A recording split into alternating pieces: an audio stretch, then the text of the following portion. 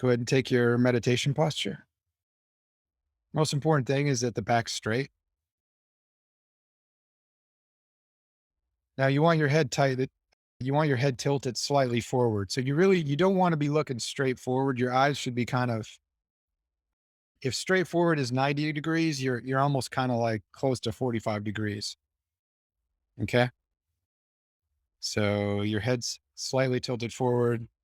Your eyes can be closed or they can be hooded, which is like kind of like half open. And then just before we even start the meditation, cultivate the wish deep in your heart. May this meditation benefit all living beings. You really don't want to meditate for selfish reasons. You're not going to make a lot of progress if you do. So may this meditation benefit all sentient beings. Sit with that for a moment.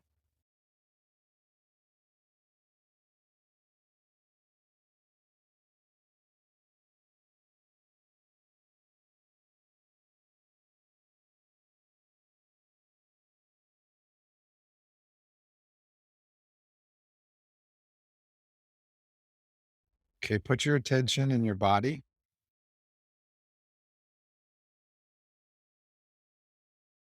Just be mindful that there is a body.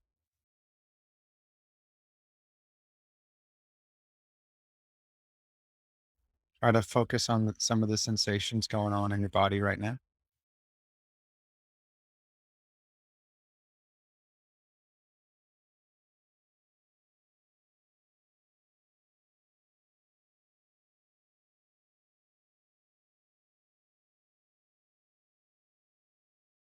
Put your attention on the top of your head.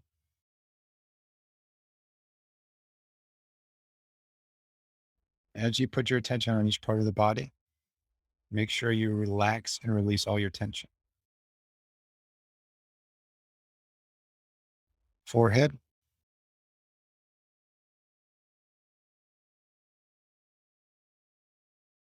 the eyes, and behind the eyes.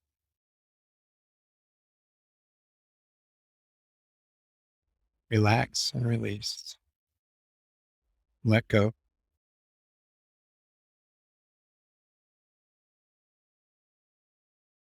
Cheekbones,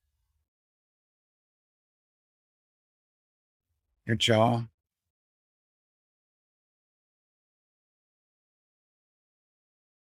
your lips, your chin.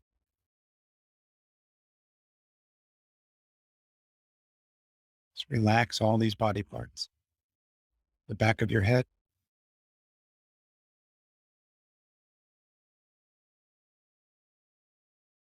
inside your head, try to relax your brain. Just let go.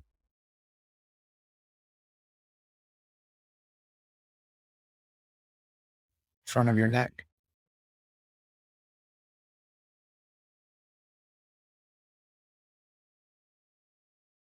back of your neck,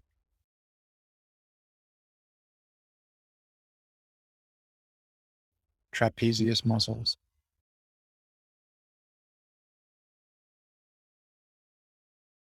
shoulders,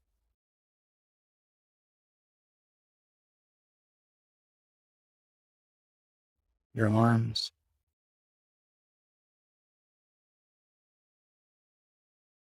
your forearms,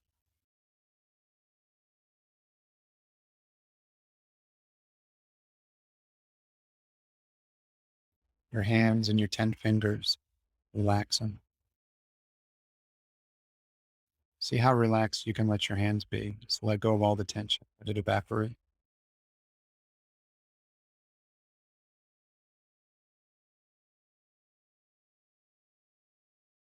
Chest,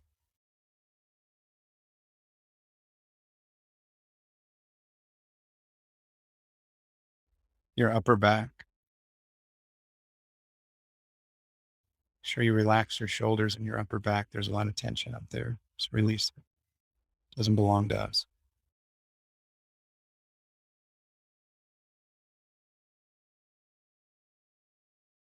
Lower back,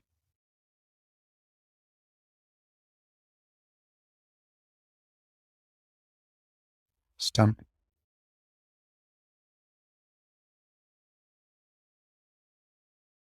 your sides,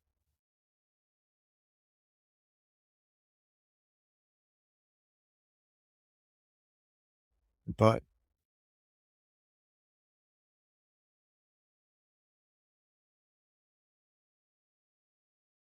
your thighs. Really try to feel the sensations in your thighs and let go of any tension.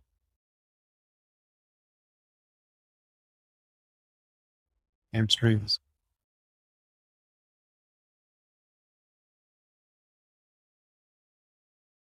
your knees,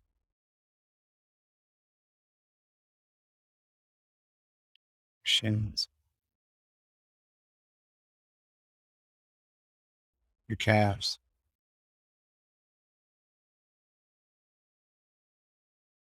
ankles,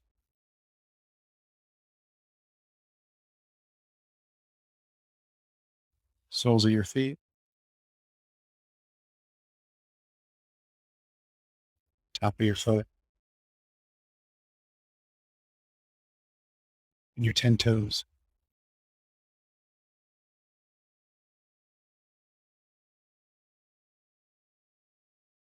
As you sit in utter relaxation, just let go of all the tension throughout your whole body. Just rest.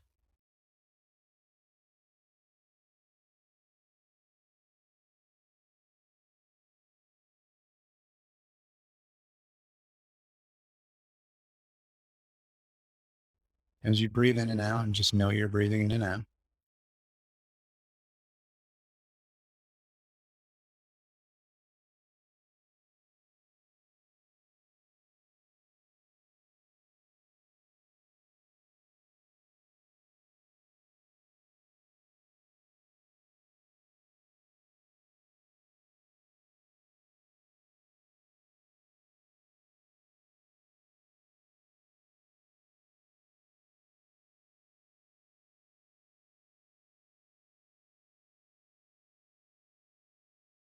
Continuing to breathe in and out.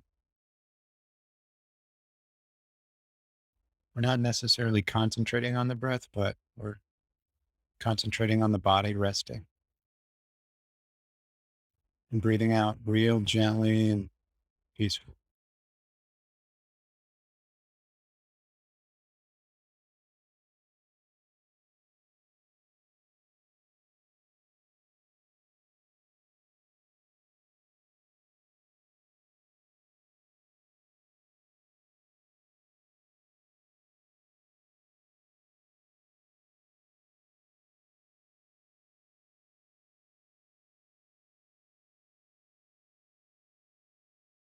Visualize heart, in your heart center,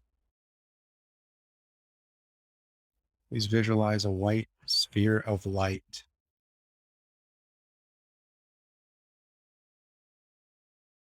maybe the size of a softball, big white sphere of light. It's immaterial. It's just a beautiful white sphere of light. See if you can feel the love inside of that white sphere of light.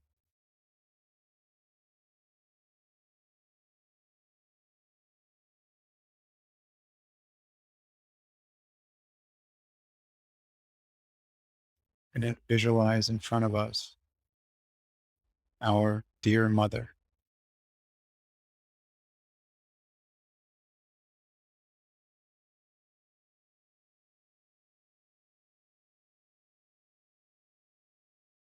She's smiling. She's beautiful. Bring to mind all that she did for us when she was pregnant with us.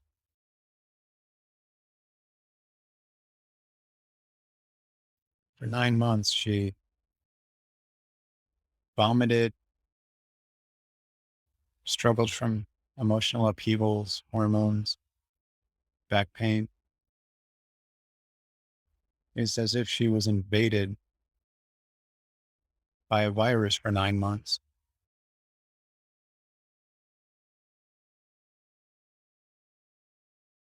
You might say nobody's ever done something so prolific for you in your whole life.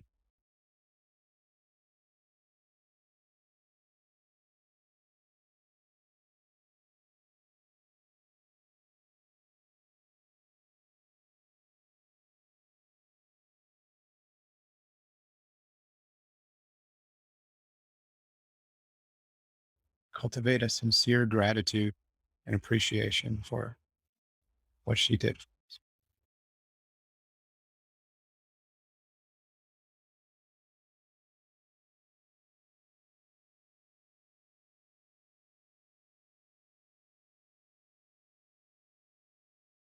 During childbirth, she experienced the most indescribable pain.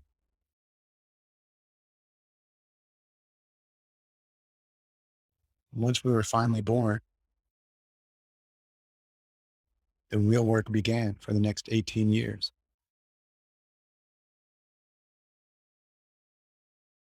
Our mothers literally taught us everything. They cleaned us when we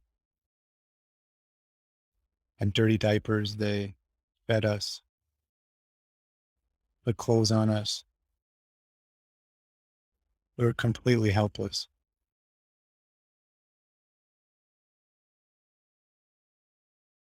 Have we ever really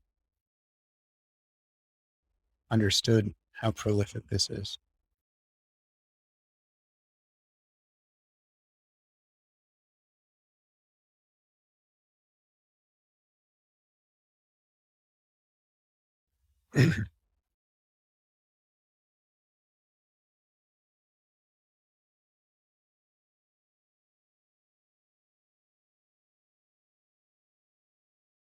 But our mothers are in samsara, which means that they continuously experience birth, old age, sickness, deterioration, and death. Most likely, our mom has experienced all of the sadnesses, letdowns, loneliness, feeling unsupported, feeling unseen, feeling unloved. Most likely, they've felt that again and again. Their hopes have been unfulfilled. And that is what samsara is. Cultivate the deep wish inside of your heart that you could remove all of the past suffering, the present suffering, and the future suffering of your dear mother.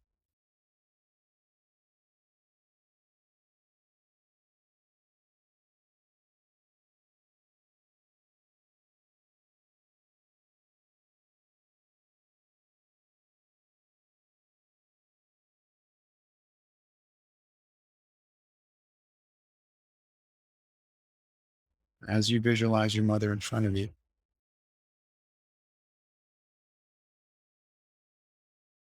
start to focus on your breathing at the same time that she's in front of you. Breathing in, just know you're breathing in.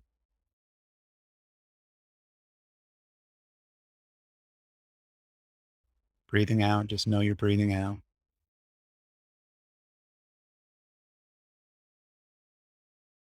Visualize all of your mother's suffering as a black circular mass collecting in the center of her chest.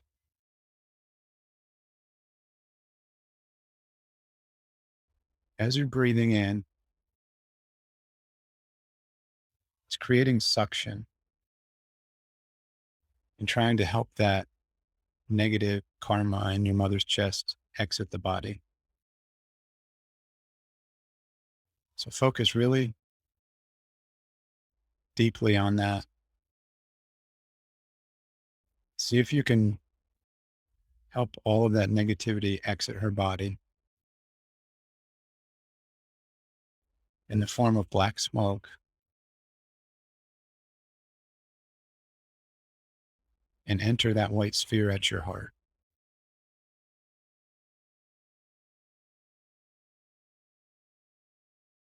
How wonderful it would be if we could eradicate all of her suffering, past, present, and future.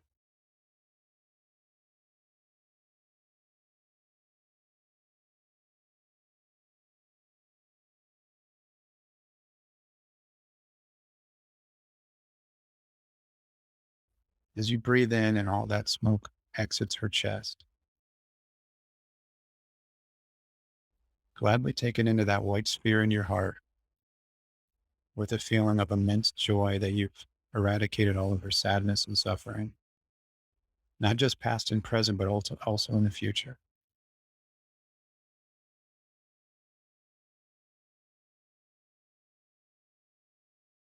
As that smoke leaves her body, she cracks a giant smile of relief, as if a 10,000-pound weight was removed from her.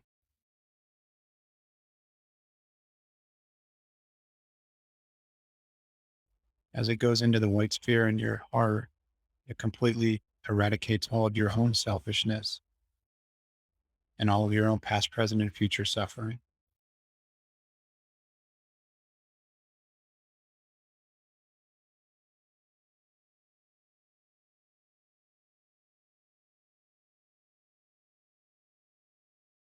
Continuing to focus on the breathing.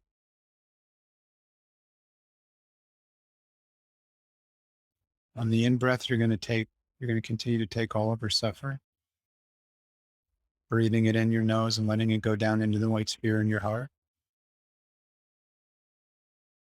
On the out breath, you're going to visualize beautiful, immaculate white moonlight coming out of your nostrils, permeating every cell of your mother's body.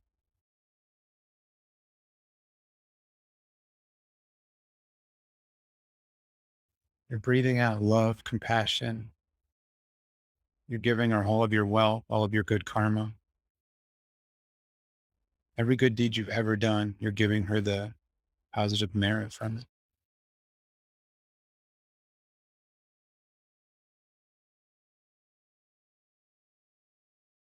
Breathing in, we're gladly, joyfully taking her suffering.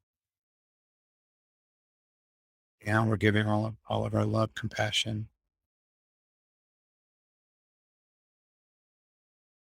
As you breathe out the white moonlight, imagine that you give her all of the Dharma knowledge you've ever accumulated. And she has realizations that are so powerful, she'll never suffer again.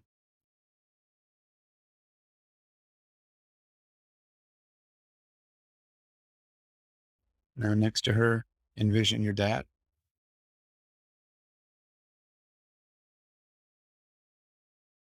Just like your mom, he has the same suffering.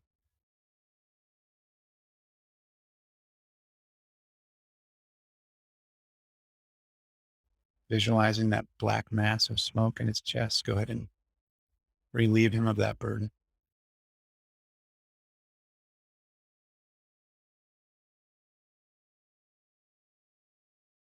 Breathing out, pure white light permeating his whole body. He's never been so happy. Breathing in, taking all of his suffering, breathing it in as black smoke. It goes right into the white sphere of light in our chest. It makes us so happy because he'll never suffer again.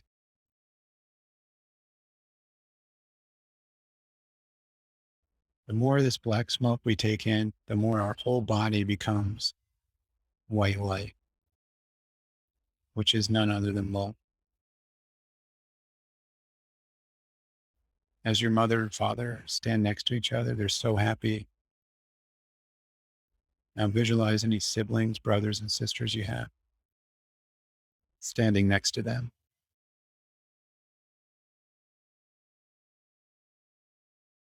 taking all of their sadness, depression, anxiety, unfulfilled hopes, unfulfilled dreams, loneliness, depression.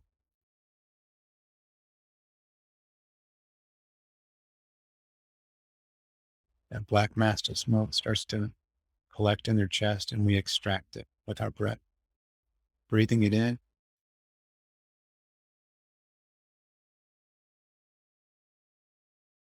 comes into the white light in our chest. We smile joyfully.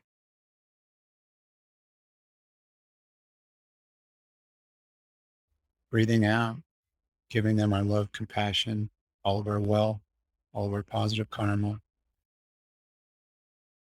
It's as if every happy moment we've ever experienced rides out on our breath and permeates their whole bodies. They've never been happier.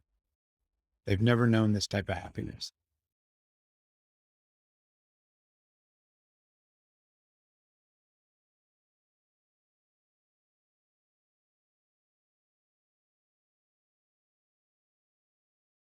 Your grandparents are all there with them too. If it wasn't for our grandparents, we never would have arrived here. They experienced the same type of suffering. So now do the meditation on them as well.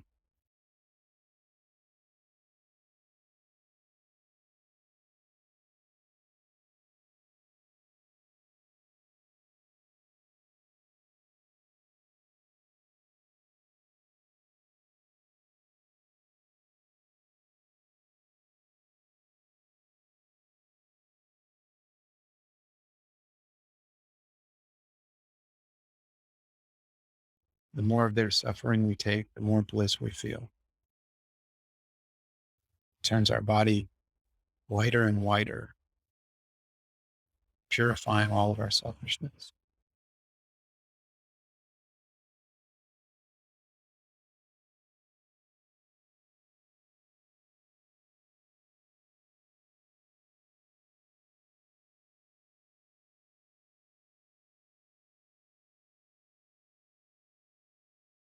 Visualizing all of your aunts and uncles, cousins, all of your friends. They're all standing there in a big group.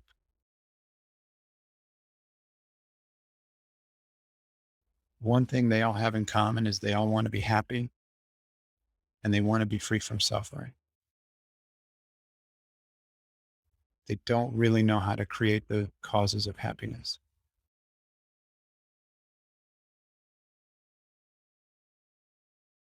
So let's speed up the process and take all their suffering from them.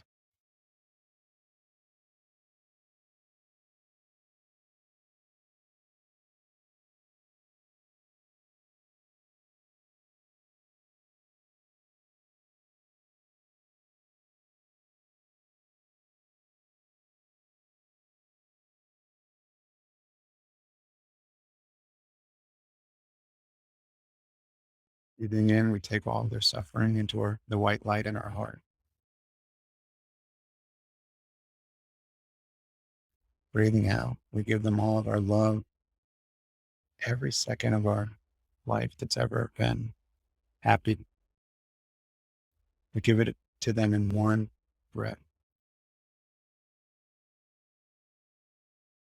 They're also ecstatic. They don't even know what to do with themselves. They've never felt so weightless.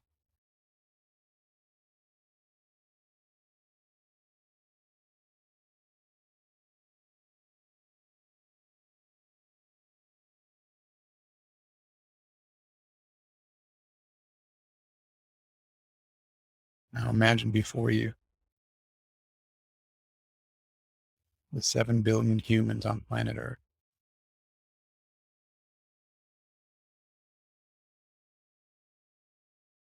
They're all exactly like us. They want happiness. And they don't want suffering.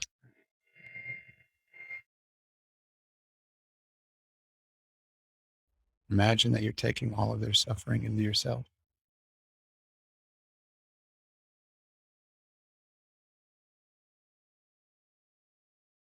As you breathe in, all their suffering goes into the white sphere of light in your chest. Simultaneously, all the poverty, destruction, sadness, violence, it all completely vanishes because of what you did. You breathed it in and took it from them. Breathing out, imagine every cell in your body explodes white light out into all of those 7 billion humans.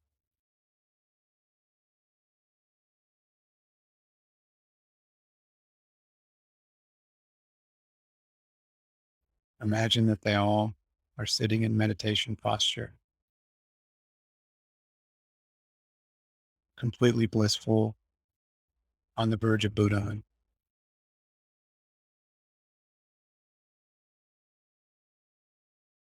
Now add every animal to that group of humans.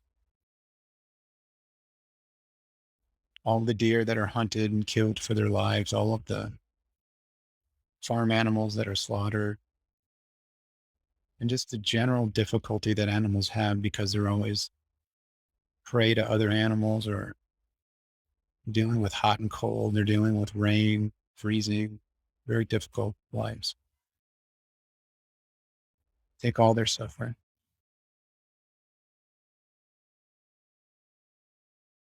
give them all your happiness as you breathe out white light.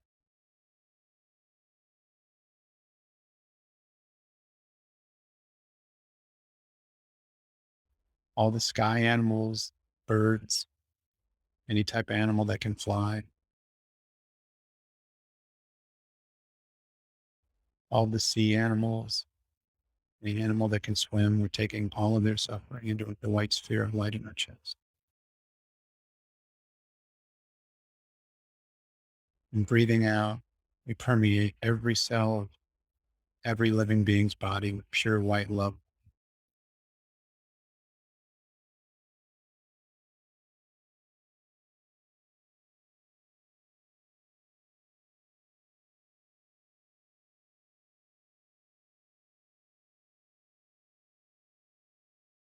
Now you can just let go of the visualization, just rest in the moment, feeling the breath coming and going, feeling your body relaxed and content, peaceful.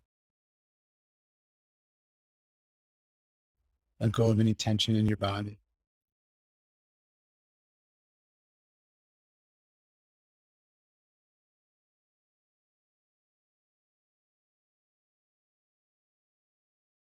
Just imagine for a moment that any residue from all that negative karma that you breathed in, it just dissolves down into the depths of the earth, millions of feet inside the earth. And your body is just pure white light. You've been purified of your selfishness and therefore feel peace.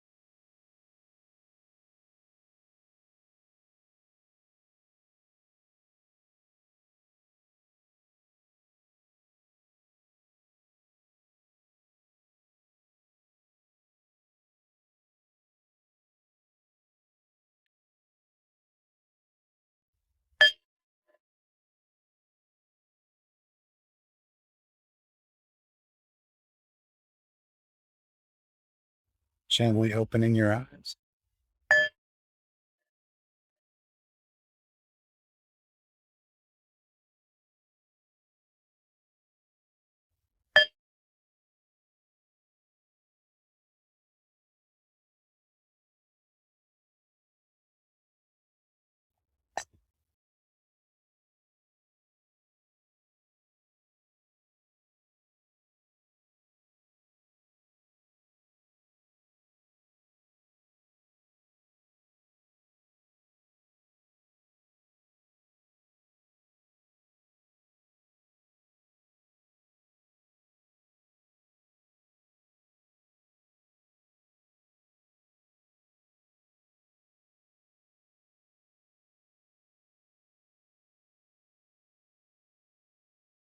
May the supreme jewel bodhicitta that has not arisen arise and grow. May that which has arisen not diminish, but increase more and more. And the land encircled by snow white mountains, the source of all happiness and benefit, flows in your person, Chenrezig Tenzin Gyatso. Please remain until samsara ends. Just as the Bodhisattva Manjushri attained omniscience in Samantabhadra too, so now do I dedicate these merits to train and follow in their footsteps. As all the victorious Buddhas of the past, present, and future praise dedication as supreme, so now do I dedicate these sources of my merit for whole beings to perfect good actions. Just for a moment, make the deep, deep wish that all of the positive actions we took today, which are by far more positive than anything you could ever do, just wish for a moment that that disseminates to all living beings. It falls down upon them like rain falling from the sky, but it's healing rain. And as it hits them, completely heals them of any negative karma they've ever accumulated, any sadness, any anxiety. And they're all completely purified as a result of our good actions. So that's the dedication.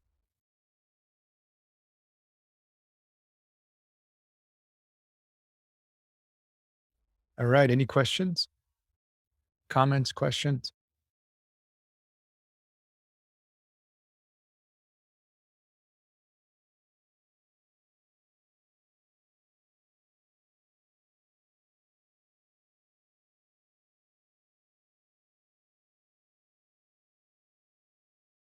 Everybody good? I have a question about so when we're thinking about all 7 billion people in the world doing Tonglen, that includes some people that pretty objectively do some bad things, right? Like I was thinking about the situation in Myanmar and like the military leaders there, and I don't know if I want to like take on their suffering. is that is there a way to look at that other than like these guys might be generating some really bad karma, and so I feel bad for them? Is there another way of thinking about that other than that? Because to me, that also just kind of seems judgmental. Like, who am I? Like, obviously, that situation's really bad and they're killing people, but who am I to judge what somebody else's karma is going to be? I don't know if that makes sense. Yeah, it makes really good sense. I think the question is something that, okay, our default mode, and when I say our, I mean everybody, right? For the most part, 99.999% of people, our default is that we've always thought about me, me, me our whole life, right? So the thought of taking anybody's suffering into our chest is kind of out there. But then we could probably do it for the deer that just got shot, right? That's pretty easy to have compassion for them because they just had their life stolen. But then when you start thinking about people that are causing mass suffering, right? Um, and there's a lot of those, it becomes not so easy to cultivate compassion. Part of that is our selfishness, because generally speaking, we think our minds put some people in a bucket of like, this is a good person, they're pure, they're kind. This, these are not good people. They're bad. And we think that we should be kind and compassionate to good people and we should treat bad people as bad, right? But that dualistic thinking is fundamentally flawed. So when we think about people that are causing harm to others, clearly they're confused, right? Because a person that had clear wisdom would never do that to others. So Right. they're confused, and the truth is they are going to experience inestimable suffering. So if you believe in karma and reincarnation, there, I mean, it's sort of known that they're going to have a really, really bad rebirth. If for some reason you don't believe in karma and reincarnation, then there's this thing called guilt, right? Anytime somebody does something bad and hurts others, they're going to pay because they have to live with it. There are very few people there may be a sociopath or two in our society that just doesn't have the genetic capability of having empathy, but that's like a very sub 0.000 something percent of the population. So those confused people that are hurting others, they are going to suffer immensely, even during this life. So you think about those guys in Myanmar, they're probably going to end up in in prison. You know that at some point somebody's going to accuse them of war crimes. They're right now completely struck with anxiety. They're not resting and relaxing, right? They're not doing meditation like us. They're engaging in these actions that are fundamentally, they're already suffering. So we have to find a way to have compassion for the victim and the perpetrator without drawing any lines. We should have, and this, some of this is you have to build the ability to have that kind of compassion.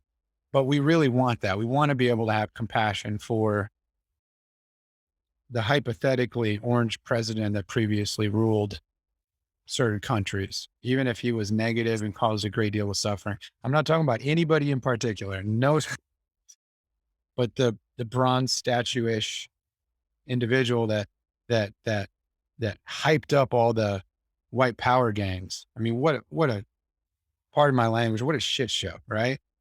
Really hard for people to have compassion for that guy. But we have to. We have to have compassion for him because he's a perfect example of what happens when you don't have bodhicitta, love, compassion, and when you don't have these things in your heart. He's an example of what people do, and that's what leads to mass suffering. So it's like in the beginning, it's kind of hard to have compassion for those people, but the reason for that is because we're selfish. So we all just sort of admit, okay, I'm selfish. I'm going to do these practices to purify my own selfishness. And maybe the first time I do it, it's kind of hard for me to move past my own mom. Some people, maybe they can't move past their mom. Some people can't even do this for their mom because they had a bad relationship with their mom. And when that happens, it's like another person. But as we continue, you really kind of have to do this as a practice. Eventually, you can get to the point where you have no aversion to taking in all that black suffering for anybody, right? Does that help a little bit? It does, yeah. And I think it kind of made me realize that, you can learn from like a bad example just as much as you can learn from somebody who sets a good example. You can learn what not to do. So Absolutely. I guess you could view that as a positive. So One other thing, just to mention here, is that when we see people doing something at this particular moment right now, we might think that they are fundamentally bad, but you have to think about the causes and conditions that may have caused them to behave this way, right?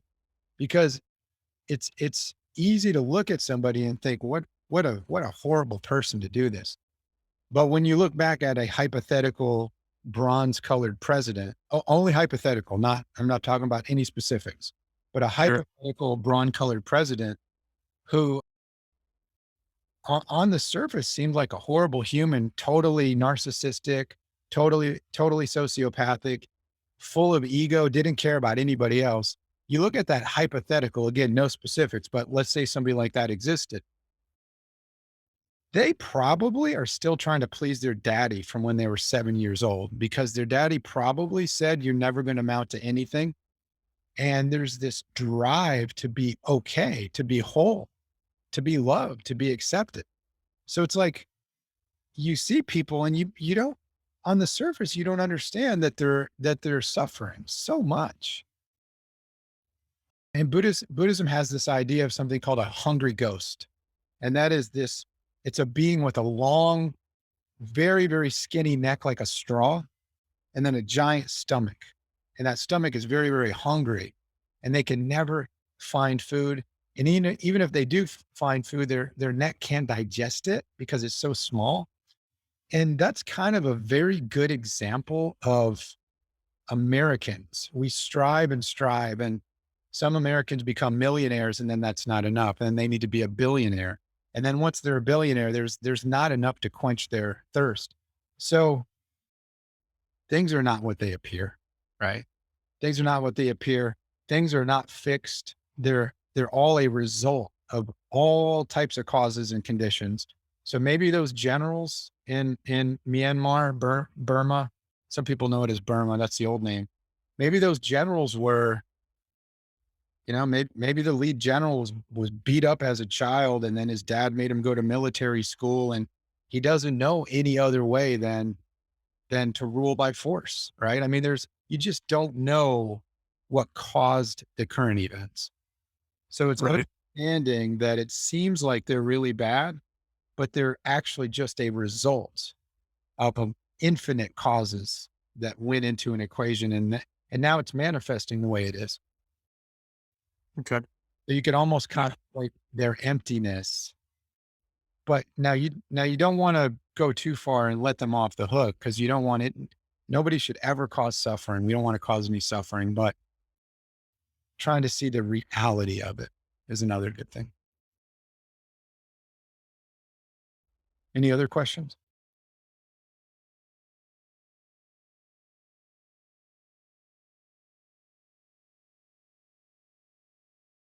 Anybody else?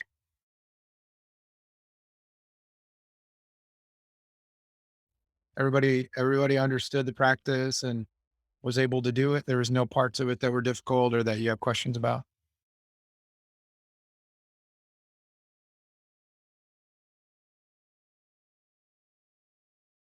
Okay. Don't be shy. If you guys have a question, it's okay to ask.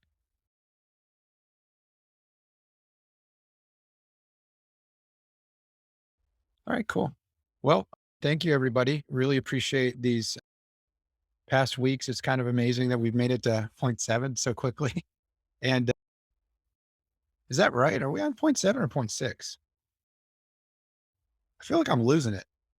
6. I think point 6, yeah. Oh, we're there.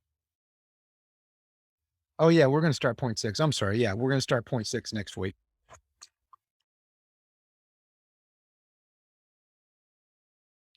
All right, cool. Well, thanks everybody. I hope you guys have a wonderful Saturday and Sunday. Any questions before we depart? Anything else you can think of? Everything makes sense? Okay. Thanks, guys. Take care. Have a relaxing weekend. You too. Thanks. Thanks, guys. Bye.